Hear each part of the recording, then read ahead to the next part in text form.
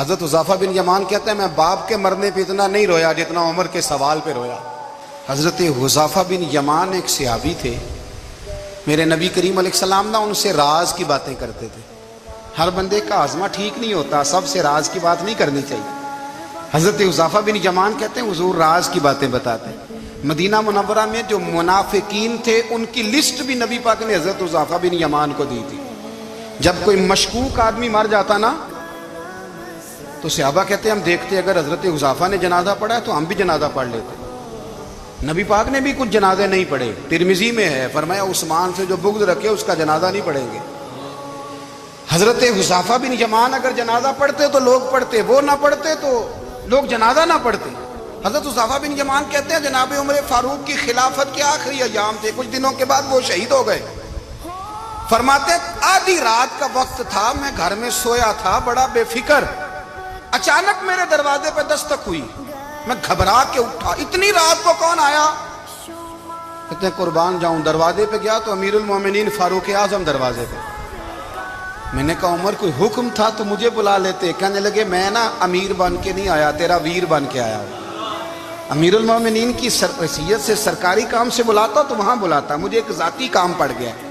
کہتے ہیں میں نے عمر کو گھر کی اندر بلا کے چارپائی پہ بٹھایا، میں نے کہا حضور میں غریب آدمی میں کیا آپ کے کام آ سکتا ہوں؟ تو کہتے ہیں انہوں نے نا مجھے ساتھ بٹھا لیا، پھر میرا ہاتھ پکڑ لیا، کہنے لگے تو عمر کو جانتا ہے؟ عمر جھوٹ نہیں بولتا، تو جانتا ہے عمر وعدوں کا پکا ہے؟ کہا حضور جانتا ہوں۔ کہا میں اس وقت آیا ہوں جب دیکھ بھی کوئی نہیں رہا۔ حضرت حذیفہ بن یمان کہتے ہیں پریشان ہو گیا، حضور پہلیاں نہ بجھوائے، مہربانی کر بتائیں کدھر آئے ہیں؟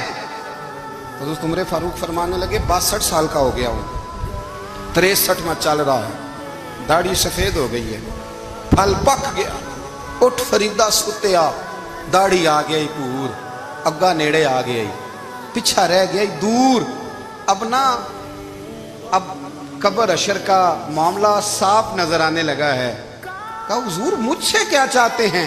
حضرت عمر رو پڑے، کہنے لگے آج میں عشاء کے بعد نکلا ہوں تو نبی پاک کے صحابہ مجھے نیک کہہ رہے تھے، پھر میں نے بچوں کی ماں سے اور بچوں سے بھی پوچھا ہے، وہ بھی مجھ سے راضی ہیں، پر حذیفہ تیرے ساتھ نبی پاک راز کی باتیں کرتے تھے، سچ بتا کہیں عمر کا نام منافقوں میں شامل تو نہیں؟ سچ بتا ان منافقین میں تو شامل نہیں، کہیں اوپر سے تو نہیں سارا کچھ؟ حضرت حذیفہ بن یمان کہتے ہیں میں باپ کے مرنے پہ اتنا نہیں رویا جتنا عمر کے سوال پہ رویا۔ میں قدموں میں بیٹھ گیا، میں نے کہا نہیں عمر یہ تو میں نے نہیں سنا، لیکن یہ میں نے نبی پاک سے ضرور سنا ہے کہ میرے بعد اگر کوئی نبی ہوتا تو عمر ابن خطاب ہوتا۔ یہ میں نے اپنے کانوں سے سنا ہے کہ عمر جس گلی سے گزرے شیطان رستہ بدل جاتا ہے۔ یہ میں نے اپنے کانوں سے سنا ہے کہ 950 سال حضرت جبریل جناب عمر کی شان بیان کریں تو پھر بھی بیان نہیں ہو سکتا۔ یہ میں نے ضرور سنا۔ دوستو ساری زندگی حضرت عمر نے اگر دوسروں کا محاسبہ کیا تو اپنا اور اپنے بچوں کا بھی کڑا خیال رکھا، اپنی ذات پر بڑی توجہ دی۔ جو لوگ اپنا بھول جاتے ہیں نا، ہمیں اپنی صحت کا بڑا خیال ہے لیکن اپنی روحانی زندگی کا کوئی خیال نہیں ہے، قلبی زندگی کا کوئی تصور نہیں ہے۔ آپ یقین کریں موٹا آدمی کمزور ہونے کے لیے جدوجہد کر رہا ہے، کمزور طاقتور ہونے کے لیے، لیکن جس کو کتنے دن بیت گئے اللہ رسول کی یاد میں رویا ہی نہیں، کتنے دن بیت گئے نہ سننے کو دل ہی نہیں چاہا، جسے مہینوں بیت گئے اور قرآن پاک کی طرف نظر ہی نہیں گئی، وہ فکر مند ہی نہیں۔ زندگی زندہ دلی کا نام ہے، مردہ دل کیا خاک جیا کرتے ہیں؟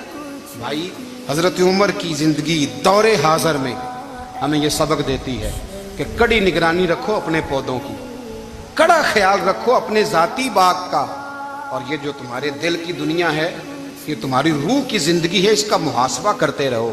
نبی کریم علیہ السلام نے فرمایا اپنا حساب خود کر لو قبل اس کے کہ تم